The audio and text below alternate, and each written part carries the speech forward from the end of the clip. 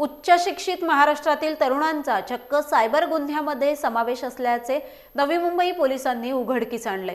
25 जणांच्या खात्यांचा वापर करून फसवणूक केल्याचा प्रकार समोर आलाय।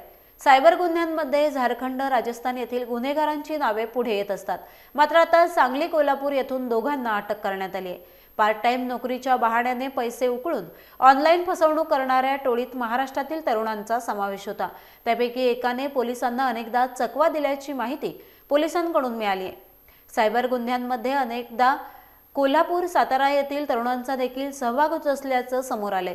या प्रकरणी नवी मुंबई सायबर पोलिसांनी दोघांना अटक केली असून सागर तालुगडे वय 31 व कुमार विष्णू चव्हाण वय 44 अशी त्यांची नावे आहेत।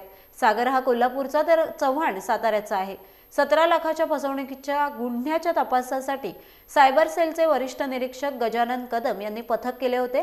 त्यांनी गुन्ह्यात वापरलेल्या गेलेल्या बँक खात्यांच्या माहितीवरून या दोघांना शिथाफीने अटक करण्यात आली आहे। बँक खात्यामध्ये एकूण 10,75,593 रक्कम गोठवण्यात सायबर पोलिसांना यश आले।